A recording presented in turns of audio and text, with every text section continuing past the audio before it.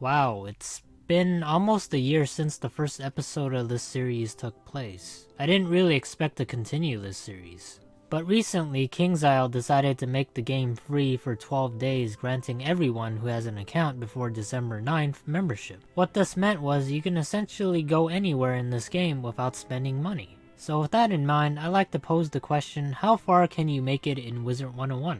For free. Before I started, I made a list of goals I had in mind, such as reach level 48, reach rank 7 in fishing and 10 in monsterology, get a good pet and mount, attain at least adept crafter for crafting, and finally own a large home. Now, for 1 week, I gave myself a total of 4 hours every day to play the game. 2 hours to spend on questing and 2 hours to spend on side activities. On a couple of occasions though, I did have to borrow time from the other. Now you might be asking me, why 4 hours? Because not a whole lot of people have more than that to play games all day. 4 is actually a decent number to fulfill a lot of activities in Wizard101. Anyway, if you haven't watched part 1 or part 2 of the series, I recommend doing so because this won't really make much sense. So, go do that. I got time, it's just you and me. Alright, I take it you already watched it. So last we left off, we were only level 27. During that time, I decided to take a vacation in Keemstar Village, only to end up fighting against the forces of evil once again. Though my break was cut short, I was able to level up to 28. On day 1, on my first mission, Ambrose sent me to the nomadic sand dunes for the homeless, known as Cracktopia, where the locals were hyped up on drugs, causing them to join the crack cult. My job was to clean up the place and put everything back in order, like always. So in Cracktopia, the first thing I did was go to the homeless shelter. There I met Winthorpe, who told me about the current problems.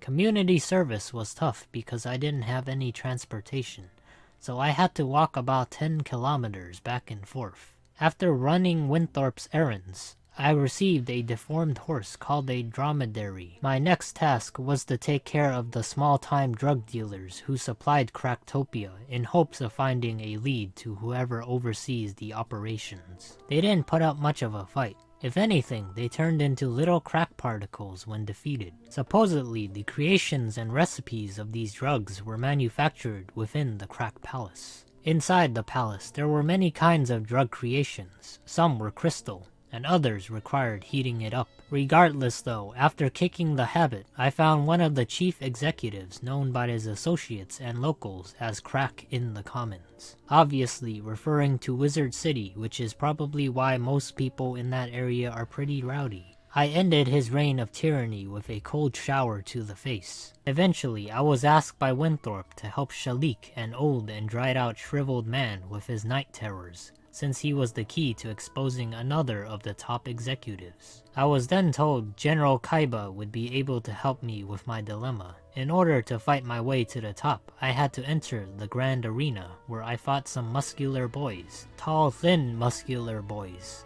The Deformed. Feathered Knuckles. And finally, Chad the Great. Upon running a few more of Kaiba's errands, I was able to reach level 30. I spent the next hour of my time defeating the bird-beak gods for the treasures they had. At the end of it, I got this nice potato sack with a screaming bird symbol, and 2 sticks. One even glowed in the dark. The other hour I spent the time gathering fish in someone's backyard and making a new pet. The reason why I'm fishing is both for snack making and gold, since pet hatching is expensive on a hero's salary. Saving the world isn't going to pay the bills or raise this weird emo kid. Now you might ask, Hunter, why are you hatching for critical talents? Because at a low level, you aren't supposed to get critical hits. So through pets and current changes to critical, it's pretty beneficial. Anyways, I was able to train a new pet up to teen. After my 2 hours of side activities were up, it was the end of day 1. At the start of day 2, sadly, my mount was repoed. I trained the pet up to adult and went fishing for more money. After all that, I went back to Cracktopia to receive my reward for the grand tournament. For winning, I was given a tail as old as the wrinkles on Ambrose's chin and forehead. Shalik told me a story about 4 witch ladies who started a speed metal band. Eventually, the band failed, and they were locked up in the vault due to their terrible creations of the genre. Over time, they became screaming banshees during their millennial isolation.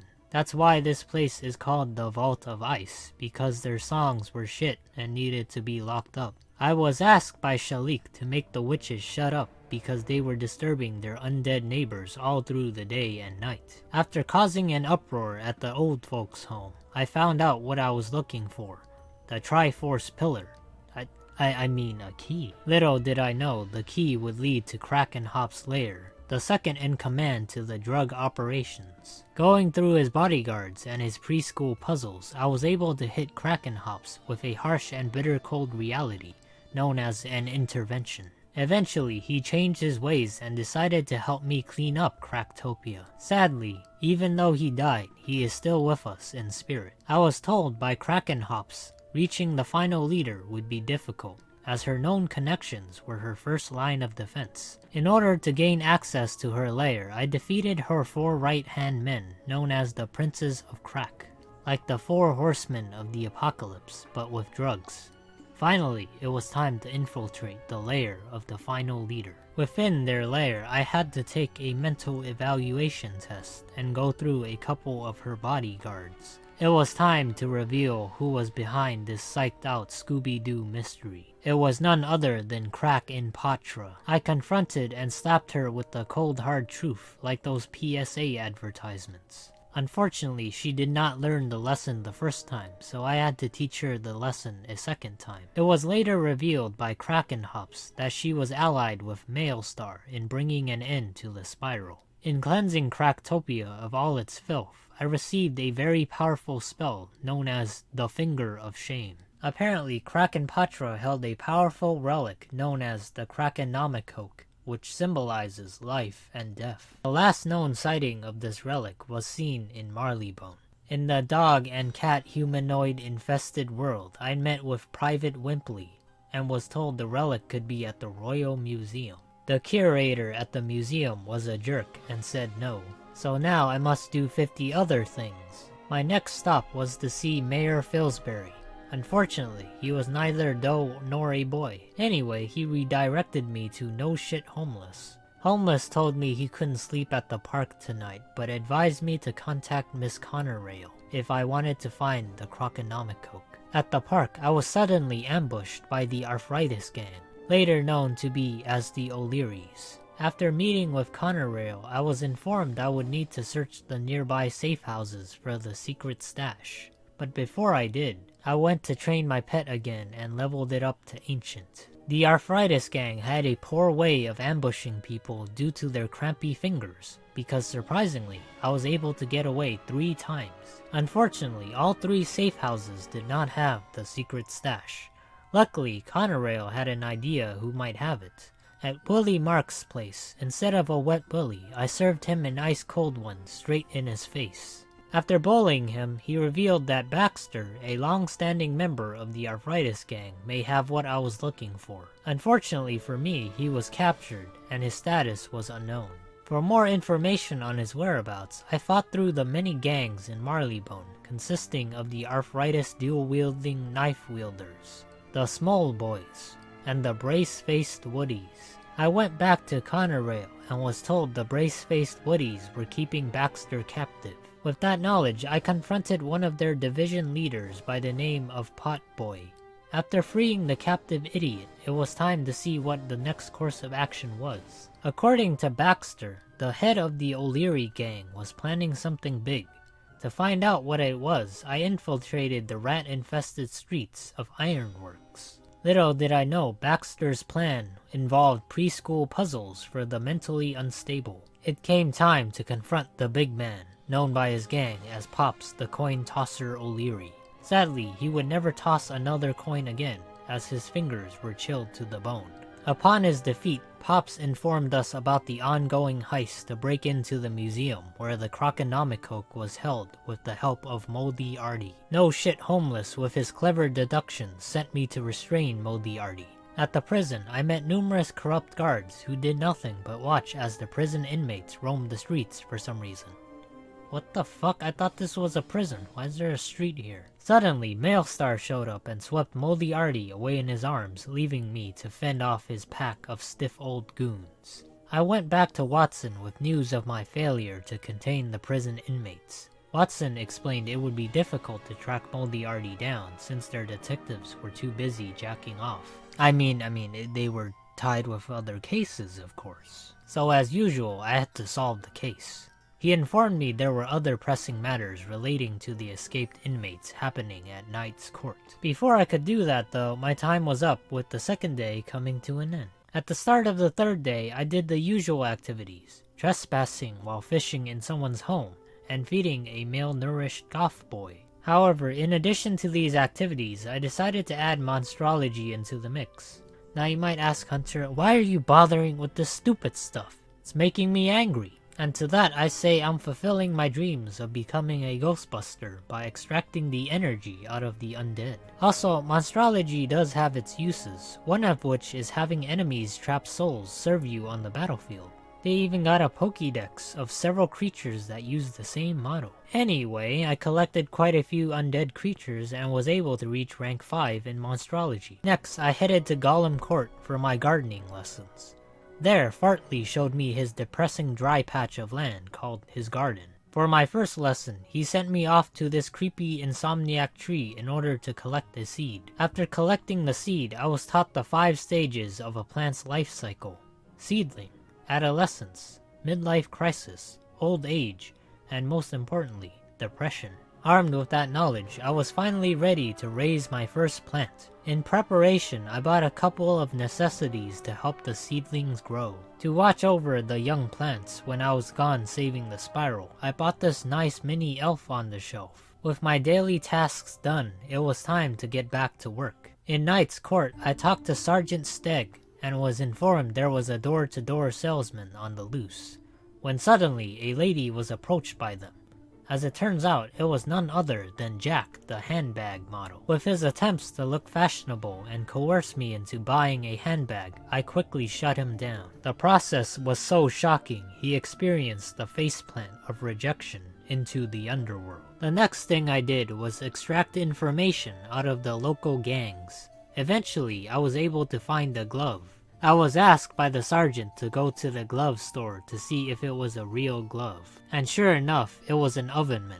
I'm just kidding, it was a glove. But it wasn't just any glove. It belonged to a doctor. I confronted the owner of the glove. And as it turns out, it was Jack, the handbag model again. After a second rejection, he faded out of existence. Going back to Watson, I was told there was an artisan creating the brace-faced Woodies.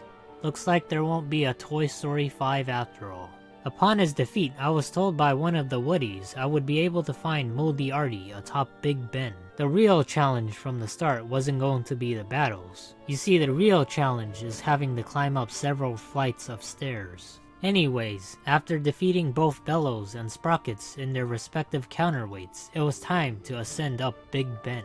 Now you might ask, but Hunter, what was the point of fighting those 2 bosses?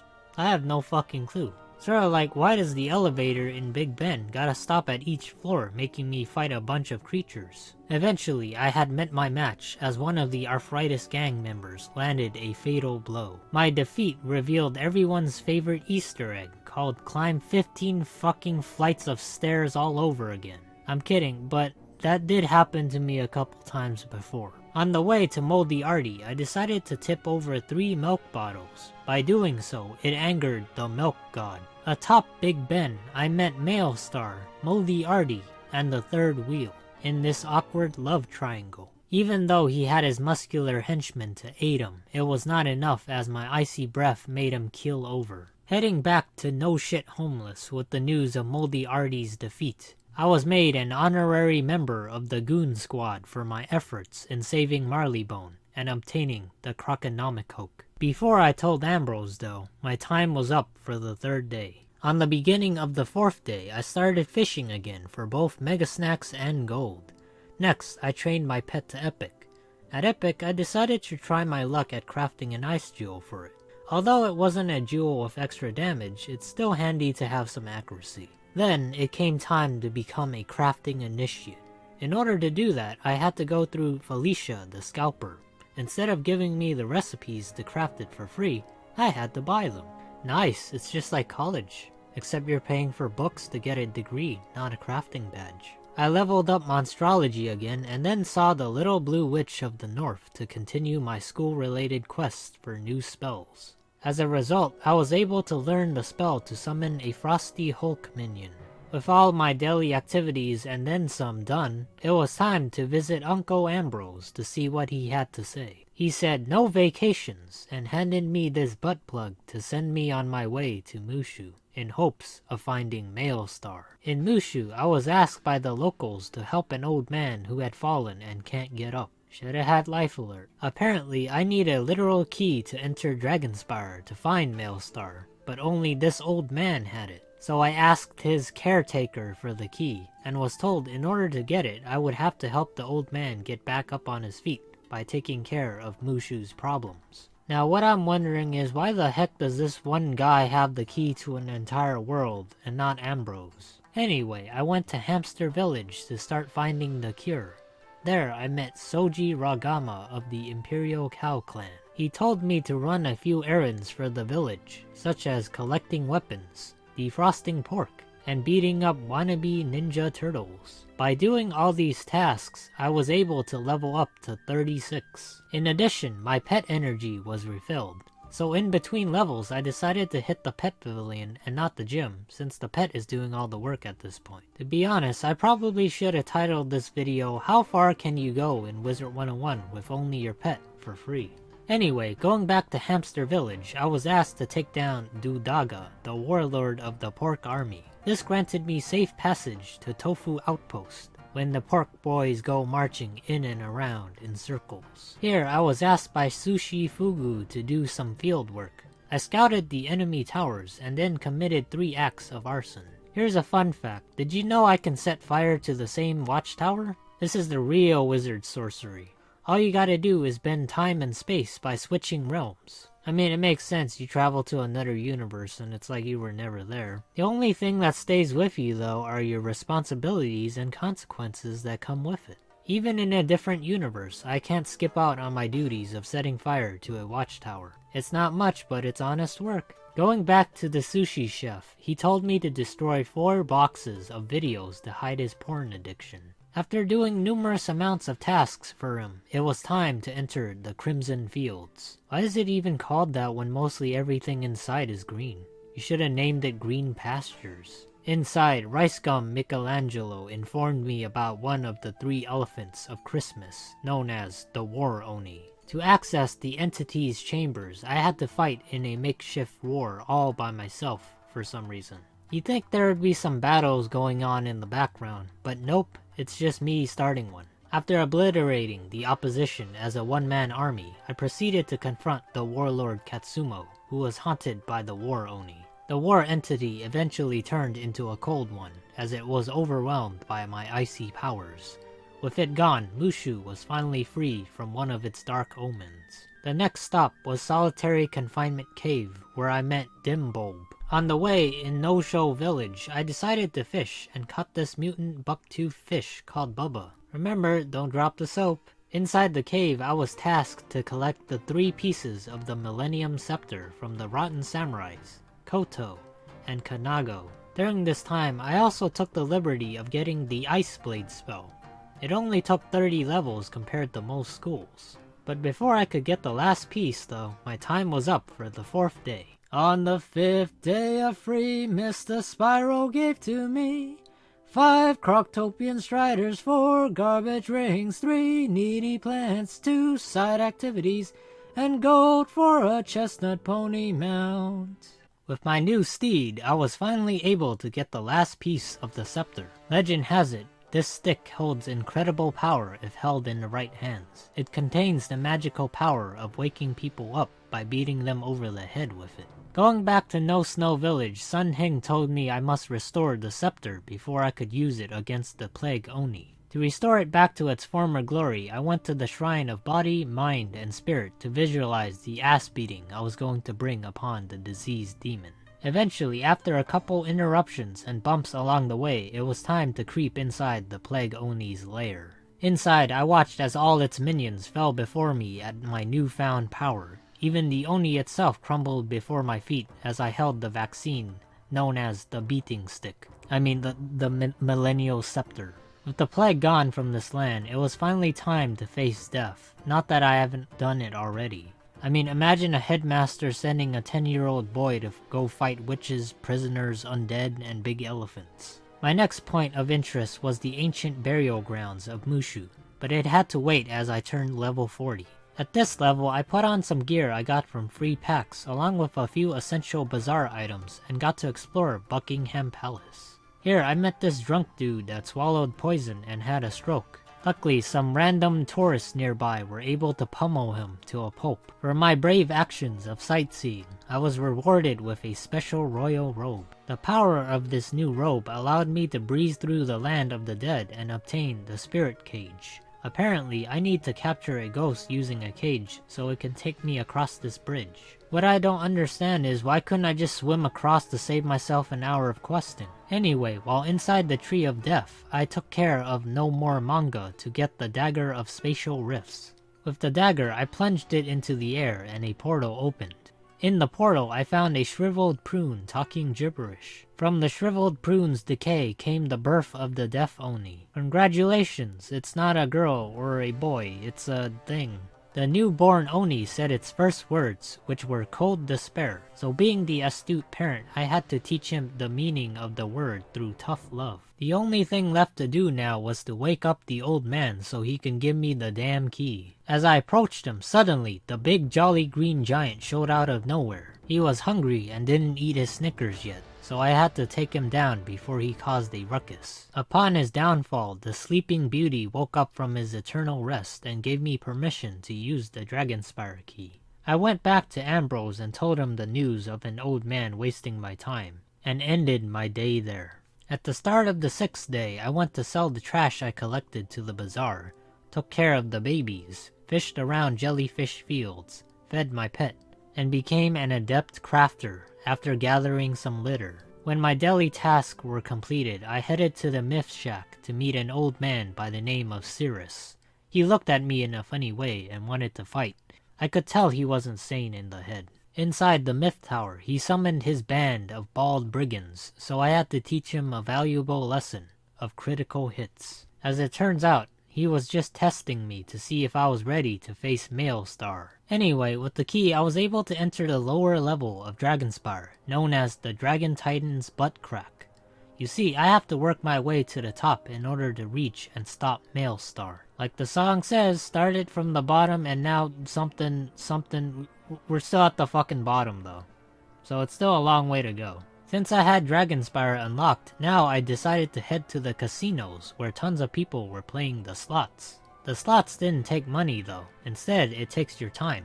You see, Ice has 3 spells that can drop from the slots, named Handsome Furry, Pin-Headed Moon, and most importantly, Reindeer Knight. Except Reindeer Knight drops in tiny fragments called spellaments. When you have enough of these fragments, it all comes together into one spell. I played the slots for an hour and 30 minutes only for me to get nothing in return. So I cut my losses and went to Milos the Bookworm. I was then asked to infiltrate the tower archives for a portal stone in order to unlock the second Oblivion Gate. Here I met Xarthrax, who told me that the stone would be atop the highest tower, but to access it, I would need to use the 4 crystals to open up a portal there. I see, Portalception. We need to open a portal to a tower to have access to another portal. That makes sense. I had to defeat some lonely creepers because they were bothering him, and for a key. Xarthrax then proceeded to have a stroke and sent me off to use the first crystal. For the other keys, I grabbed one out of a desk, fought some old guy with carpal tunnel syndrome, and ripped the last one off a finger in a crevice. With all the keys, I unlocked the Quad Force, which generated a beam of light, illuminating the way to the highest tower. Defeat Xarthrax. Yeah, but why though? I didn't know he would betray me. I've never had a game have spoilers shown in text before I even got in the area where it's supposed to happen. For his betrayal, Xarthrax felt the cold sting of death, and his invisible muscular friend got the finger of shame. Sadly, he lied about the portal stone. So I went back to Milo about the news. Milos then said the stone keeper in the Plaza of Conquest might have a portal stone. At the plaza, I needed to earn the trust of Laszlo, because he is a cautious and delirious dead man now who trusts nobody. So I defeated the dog that terrorized the neighborhood, named Siphus, read a history book in the middle of nowhere, and roughed up a naturally formed muscular hunk. Laszlo then proceeded to send me to test my mettle against Sandor Spearcaller, who ironically just uses blades and traps instead. Then I took down this purple nemesis-looking smurf. After all these arduous tasks were done, Laszlo the idiot said he hid the portal stone in the Grand Chasm. In the chasm, I went back in time to find out where the portal stone was locked away. At Vault 1933, I found an old Mario suffering from dementia. He was defeated and I gained the portal stone I've been longing all but 2 hours for. With the stone in hand, I was able to enter the necropolis. Returning to Cirrus, he asked me to raid the tombs of Maelstar's wife and trap her ghost in a crystal. The next plan of action for me was to become a student at Warts. It involved me learning about the history from statues at the Drake Hatchery and taking the SATs and ACTs from the undead professors of the Crucible. After the rigorous study session, it was time to end the 6th day. At the start of the 7th day, I did the usual routine of taking the garbage out, taking care of the 3 younglings, and got some fresh groceries, with everything being done in 30 minutes. Going back to Dragonspire on my way to becoming a scholar, I hit a bit of a snag. As it turns out, the only one who can admit me into the school was the dean, but he was arrested and sent to prison for treason. So I infiltrated the Dragonspire State Penitentiary and got a glimpse at how prison life was. There were many muscular boys working their calves at the courtyard. Inside, a few guards caught me, but ultimately they had their wigs split. I worked my way up to the dean's isolation cell, and was told it had been a long time since he busted any cheeks. He said if I wanted to become a student at Warts, I had to do a couple favors for him, such as getting clothes, a shiv, and jewelry. After doing that, he denied my application, so I did the only thing I could do, which was summon my muscular boy to split his wig until he allowed me to become a student. By doing so, I rose above the ranks in the prison hierarchy, but it was time to leave the prison life and move on to greater things, like becoming a student at a dead academy. With the portal stone, I was able to access the wonders that the Warts had to offer, such as dirt rubble and stumps of school trees. Now you might be asking me, Hunter, what is the point of becoming a student here? Well, you see, I need a flying apparatus to go up where Maelstar is because he's too much of a coward to face me down here. So one of the benefits of becoming a student at Warts is having your very own Charmander. A Charmander who will eventually mature into a rat with wings for some reason. The first thing I did to obtain my very own starter Pokemon was revisit all the worlds in the spiral to collect the Dragon Rider's staff. To glue it back together, I needed a crystal spearhead, so I went to the Crystal Groves. You remove a sample of crystal. You remove a sample of crystal. You remove a sample of crystal. You remove a sample of crystal. You remove a sample of crystal. You remove a sample of crystal. You remove a sample of crystal. You remove a sample of crystal. I removed some samples of crystals. Finally, I was able to forge my very own staff, which I will never use because it's weaker than what I have. Still good for immersive lore though. The last thing I needed to do before I could visit Maelstar's attic was raise a Charmander. I went back to the Drake Hatchery and met Big Bertha, who taught me how to find and hatch an egg. Which of course, when you find one, you gotta smash it with a hammer. To raise the little lizard, I read up on Dragonspire pet manuals in the forums. Also, to protect the newborn from burning up in the atmosphere, I collected some armor pieces and forged them. Before I entered Maelstar's lair on my Charizard, I reached level 48 and decided to take up the Little Witch of the North's offer on learning a new spell. Instead of Ambrose, I got the cooler Ambrose by defeating some muscular boys, which apparently appeases him into showing up. Yep, that's all it takes. With the power of cool on my side, it was time to take Maelstar's lair by Froststorm. Inside, Maelstar's 2 bodyguards could not withstand the power that was critical hits. I was able to easily overwhelm them through sheer strength. There he was, creating his new mixtape on his old Casio keyboard. Little does he know his mixtape would suck, for it would be his last. I got through his loyal and dedicated fans and finally confronted him. Mailstars tried spitting some bars out, but ultimately he spoke only nonsense and gibberish about love. Being the music aficionado that I was, I knew what I had to do. I unplugged the microphone and called security. I'm kidding, but he did die though. After this entire ordeal, I went back to Ambrose with news of Mailstar's defeat. He congratulated me and gave me a long break from adventuring, which lasted for a split second. Still nice nonetheless. So how far did I make it in Wizard101 for free? It's very far, level 48 in fact. Now it's not all about the levels, it's about enjoying the game for what it is and exploring the many aspects it has to offer. Sure, you could speedrun the game and have high levels get you through the worlds, but that isn't how everybody starts out. The main purpose of these videos are to show you what you can accomplish for free with a blank slate. Hypothetically, if you want to reach level 50, get Master Artisan, and get a crafted or drop spell, it would take an extra 6 to 8 hours. Lastly, to conclude this journey for now, I bought a new house and moved all the old furniture there. Of course though, you can't forget about the cheese. That's the most important thing. So with that, thank you guys for the support, especially watching this for 30 minutes. Take care and see you guys.